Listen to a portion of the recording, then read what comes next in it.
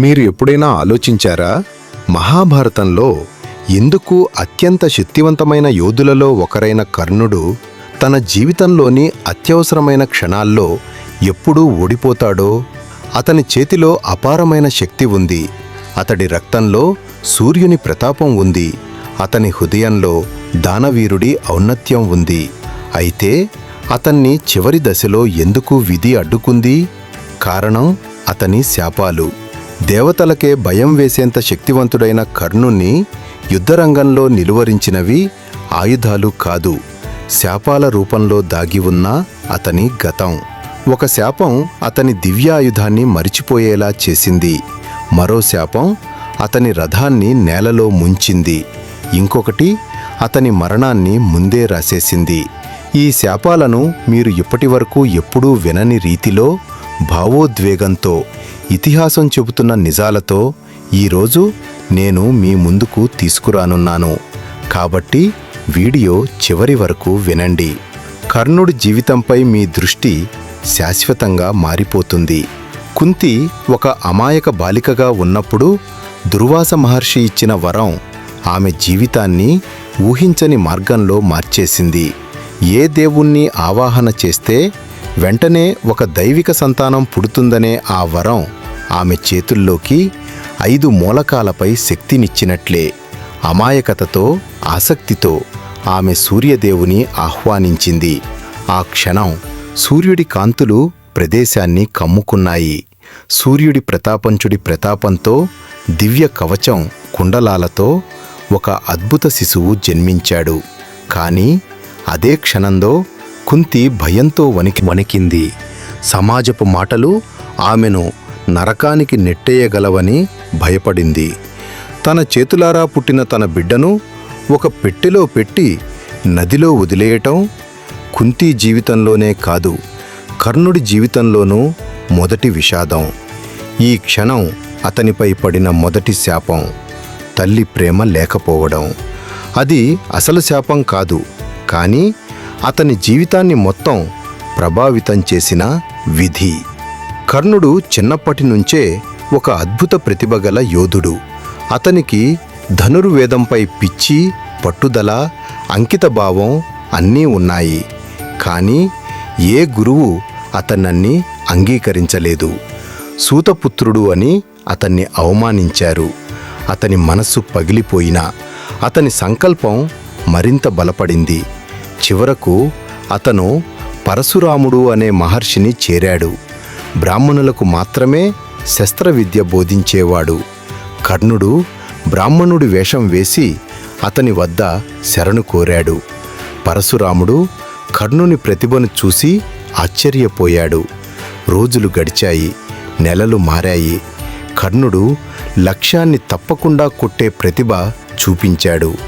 ఒకరోజు పరశురాముడు అలసిపోయి కర్ణుని తొడపై తలను పెట్టి నిద్రపోయాడు. అదే సమయంలో ఒక విషసర్పం కర్ణుని తొడను కాటేసింది. అది తట్టుకోలేని నొప్పి. కాని గురువు నిద్రలో ఉన్నాడు. అతన్ని లేపితే అతని విశ్రాంతి భంగం అవుతుంది. కర్ణుడు కదల్లేదు. రక్తం ధారగా కారింది. పరశురాముడు నిద్రలేచి ఆ దృశ్యం చూసి ఆశ్చర్యపోయి కోపంతో అన్నాడు, ఈ నొప్పిని ఒక బ్రాహ్మణుడు తట్టుకోలేడు. నువ్వు నన్ను మోసం చేశావు. కాబట్టి యుద్ధంలో అత్యవసర సమయంలో నీకు నేర్పిన దివ్యాస్త్ర విద్య గుర్తుకురాదు. ఈ శాపం కర్ణుణ్ణి సమర్థుడైనా ఓడిపోయేలా చేసింది. ఒకరోజు కర్ణుడు అటవిలో ప్రయాణిస్తుండగా ఒక శిల్పి భార్య జారిపడింది. కర్ణుడు విలువలను పాటించే వ్యక్తి. వెంటనే ఆమెను లేపి సహాయం చేశాడు. కానీ ఆ స్త్రీ భయంతో వణికిపోయింది.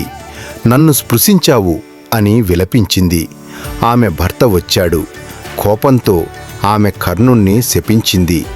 నీవు అత్యవసర సమయంలో స్త్రీ కారణంగా ఇబ్బందుల్లో పడతావు. నీ రథం నీకు సహాయం చేయదు.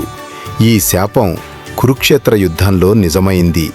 అర్జునుడితో పోరాటంలో అతని రథచక్రం తడి నేలలో మునిగిపోవడం అదే ఫలితం. ఒకసారి కర్ణుడు ఒక ఆవును పొరపాటున బాణంతో గాయపరిచాడు.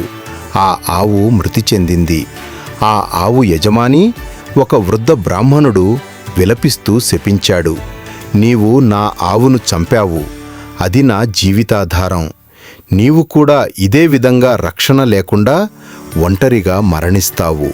ఈ శాపం కర్ణుడి మరణానికి సరిపోయే తీర్పయింది. మనమంతా కర్ణుణ్ణి దురదృష్టవంతుడిగా చూస్తాం. కానీ ఇతిహాసం చెబుతున్నది వేరే నిజం. కర్ణుడు దేవతలకే భయంకరుడు. అతనికి ఉన్న దివ్య శక్తి, శౌర్యం అద్భుతం.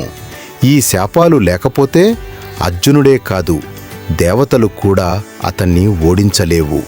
కర్ణుని ప్రతిభను తగ్గించి యుద్ధ సమతూకాన్ని నిరుపడానికి విదే ఈ శాపాల రూపంలో అతనిని అడ్డుకుంది. కర్ణుడు శాపాపాలతో బంధించబడ్డా అతని హృదయం మాత్రం శాపాలను కూడా గెలిచింది. పరశురాముడు శపించినా అతను గురువును క్షమించాడు. ఇంద్రుడు భిక్షుకుడి వేషంలో వచ్చి అతని కవచం, కుండలాలు అడిగాడు. వాటిని ఇచ్చే సమయంలో అతని శరీరం నొప్పితో గాయపడ్డా అతను చిరునవ్వుతో దానం చేశాడు. అతని ఔన్నత్యం ఏ దేవతకైనా సాటి. కురుక్షేత్రం యుద్ధంలో కర్ణుడు అర్జునుడిని ఎదురైన రోజు ఆకాశం కూడా ఆగిపోయినట్టు అనిపించింది. ఆ రోజు అతని జీవితంలోని అన్ని శాపాలు ఒకే సమయంలో పనిచేశాయి. బ్రహ్మాస్త్రం గుర్తుకు రాకపోవడం, రథం మునగడం, ఆయుధం లేకుండా నిలబడ్డటం, ఇవన్నీ అతన్ని బలహీనంగా మార్చాయి. చివరికి అర్జునుడి బాణానికి కర్ణుడు బలయ్యాడు. కానీ ఇతిహాసం చెబుతున్నది కర్ణుడు ఓడలేదు, అతన్ని విధి నిలువరించింది. కర్ణుని కథ మనకు చెబుతున్నది మన జీవితాన్ని శక్తి లేదా ప్రతిభ నిర్ణయించదు, మన హృదయం, మన ధైర్యం నిర్ణయిస్తుంది. కర్ణుడు పడిపోయాడు, కానీ ఓడలేదు. అతని పేరు చరిత్రలో శాశ్వతమైంది. అతను నిజమైన యోధుడు. కర్ణుడు చివరి శ్వాస వరకు ధర్మాన్ని కాపాడిన మనిషి. తనను శపించిన గురువుని కూడా చివరి వరకు గౌరవించిన మనిషి. తనకు దక్కాల్సిన ప్రేమ, తనకు దక్కాల్సిన గౌరవం ఎప్పటికీ రాకపోయినా ఎవరి మీద ద్వేషం పెట్టని మహనీయుడు. అతని కథ మనకు ఒకటే విషయం చెప్తుంది: మనిషి మహానుభావుడు అవడానికి దైవ వరాలు కాదు, హృదయం కావాలి, ధైర్యం కావాలి, ధర్మం పట్ల నిబద్ధత ఉండాలి. మీరు ఇప్పటి వరకు ఎప్పుడూ వినని ఒక విలక్షణమైన కథ.